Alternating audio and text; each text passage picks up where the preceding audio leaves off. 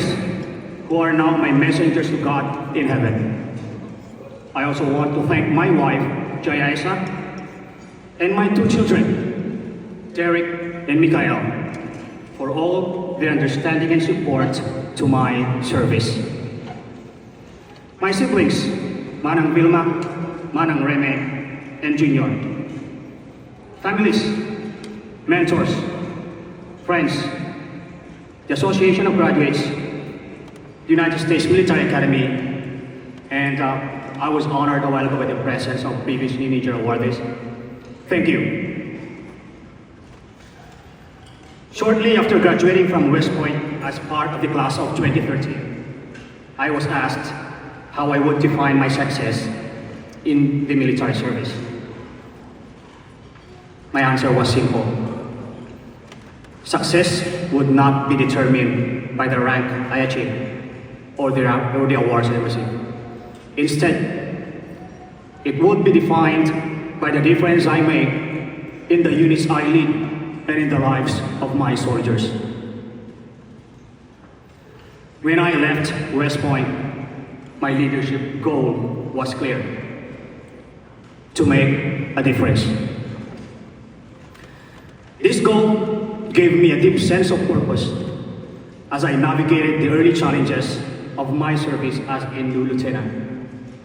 Tonight, I want to share lessons relevant to all cadets, no matter where your future role takes you. Whether you lead in combat, in garrison, or in any other capacity, the philosophy of making a difference remains relevant. Throughout my service, I lost comrades and close friends who, like Alexander Nininger, made the ultimate sacrifice. Nininger's bravery in Bataan, charging forward despite his wounds, mirrors the courage I saw in my comrades. Their selflessness inspired me to serve with deeper commitment. Each loss transformed my goal of making a difference into a commitment to make that difference enduring and sustainable. Making a sustainable difference means creating a solid foundation of service excellence that becomes ingrained in the unit's culture and values. This ensures that the unit continues to thrive long after a leader's tenure. It involves developing a unit that upholds high standards of excellence even under full leadership and can reach even greater heights with a capable leader. To make a sustainable difference, I want to share two crucial points: leading from the front and empowering your team. In the battles against an overwhelming number of terrorists determined to kill me and my soldiers in Sulu, Piagapo, Basilan, and Marawi, explosions and casualties caused, at times, even the most solid plans to collapse. But one thing remained constant: look to the leaders and follow them. When initiating progressive changes in a unit filled with seasoned warriors, I learned from leading Philippine Scout Rangers that you must first earn the respect of your troops. You do this by leading them from the front in assaulting through enemy defenses. And in going far from the battlefield on the grounds of the Philippine Military Academy and the Scout Ranger School, guided by a program designed to develop warriors and leaders, leading from the front remain central, both as a core principle we instill in our students and as a method through which we imbibe them into their mindset. For those who may not lead soldiers in combat, leading by example also means striving to be a beacon of excellence, embodying every positive change you wish to implement. But you will not always be one of the strongest soldiers. Your troops will see you tired. Do not let that affect your goal to always be a leader by example. You can turn that weakness into an empathy-filled connection with your troops and still lead by example. Get tired, but by all means, keep pushing forward, because that will inspire your soldiers to overcome their weaknesses and follow your lead.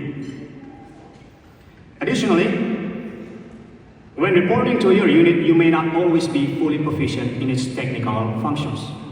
However, through hard work, humility, and discipline, you will seize the opportunity to learn from both your superior officers and your subordinates. Before long, your commitment to leading by example will place you at the forefront of your troops, guiding them in mastering the technical aspects that drive organizational improvement. Leading by example requires becoming a selfless leader. As a leader of character, strive to establish a culture that ensures that even if a less capable leader follows after your stint, a strong foundation remains, allowing the unit to thrive. This only happens, though, if you do not seek change solely to build a legacy based on selfish personal recognition. Positive changes are never the leader's work alone. They are a collective effort of the unit. Focusing on personal legacies often leads to a productive competition among leaders who may prioritize personal recognition over the unit's success. Consequently, no sustainable change occurs and opportunities for progress are lost. Importantly, the collective approach to effecting lasting transformation requires empowerment. True empowerment happens when your team, whose values align with the Army values, takes full ownership of their roles and understands that their contributions are vital to the organization's success. Equip them with the tools and confidence to improve continually, and you will build a team capable of sustained excellence. However, inspiring ownership is not easy. It requires the active involvement of subordinate leaders, officers, and NCOs. Mentor them to become even better leaders than you. As every member of your unit understands their role, accountability becomes essential. It serves as a feedback mechanism for individual and unit growth. However, ensure that wrongdoings beyond correctional growth are addressed to signal that gross disrespect of standards are not tolerated. This will ensure that continued discipline and focus to the unit's progress. But to sustain progress amid failures, accountability alone is not sufficient. Your troops should share a commitment to step up and fill in gaps. Let me say this again. Cadets, ladies and gentlemen, to make sustainable difference in your future units, be leaders of character to exemplify the progress you want to see. Begin empowering your units by ensuring everyone's values align with the Army values. That everyone takes ownership, that subordinate leaders are engaged and capable, and that everyone is held accountable to the highest standards. More importantly, inspire them to step up amid shortcomings and continue driving progress long after your leadership ends. However, achieving enduring progress is not an easy feat. You will face resistance to the changes you initiate. You will be compelled to make unpopular decisions. But I am confident that you will uphold the West Point principle of doing the harder right over the easier wrong, all for making progressive organizational changes. I am confident that you have the ability to lead from the front and become catalysts for lasting change, because everything I share today, I repeat, everything I share today, I started learning right here at West Point.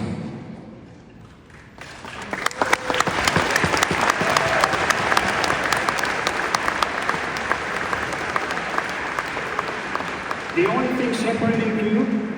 thing separating you from each other is the grit to apply the leadership lessons you learned here amid varying challenges. This difference stems from your commitment and discipline under the West Point Leader Development Program, which encompasses character, academics, military, and physical excellence. Before I end, let me quote our national hero in the Philippines, Dr. Jose Rizal. Like Alexander Nininger, Rizal embodied the ideals of sacrifice and belief in a better future. In his book, El Filibusterismo, he wrote, and I quote, "I will die without seeing the dawn break over my country, but I am certain it will rise, and the Filipino people will see their freedom." Unquote. Rizal's sacrifices became a source of inspiration for Filipino heroes who fought for the nation's freedom and made a long-lasting impact on future generations. As we reflect on the ideals exemplified by Rizal, Nininger, and the countless heroes who selflessly offered their lives for our freedom, please allow me to tribute this award in memory of my comrades from the 2nd Scout Ranger Company, 1st Scout Ranger Battalion, 1st Scout Ranger Regiment.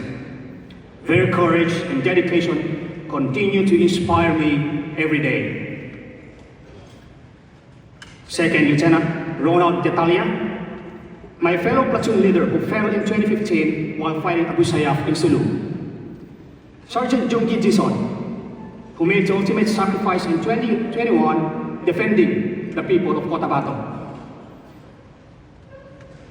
I also want to honor the fallen heroes of Marawi, individuals I had the privilege of knowing as friends. First Lieutenant John Carl Morales, First Lieutenant Franklin Abacaje, First Lieutenant Junrich Ligada, Second Lieutenant Macglen Abuyabor, Private First Class Jaime Invento, Private First Class Jetro Vincent Carlos. May we also remember Captain Romel Sandoval, Private First Class Seferino Tugade Jr., and more than 100 other Scout Rangers, soldiers, Marines, and police officers who sacrificed their lives in that battle. Just as Dr. Rizal, and Alexander Nininger expressed their unwavering faith in the future, we must ensure the sacrifices of those who gave their lives are not wasted. I repeat, we must ensure the sacrifices of those who gave their lives are not wasted. Therefore, amid the rapidly evolving security landscape that continues to pose challenges to our nations, we must remain steadfast as instruments of change, advancing all they fought for duty, for honor, and for country. Thank you.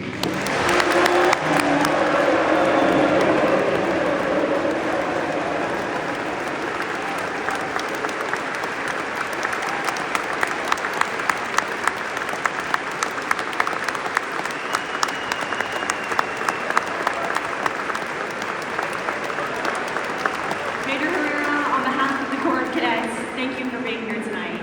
Your courage, your perseverance in a battle is an inspiring example for all of us.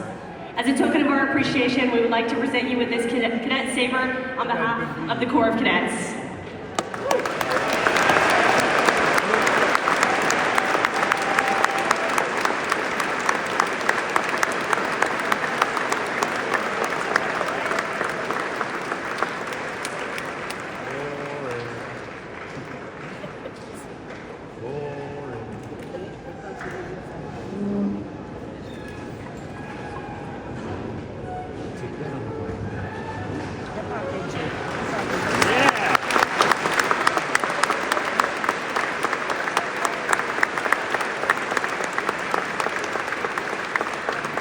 Please remain standing for the benediction by Father Polakowski.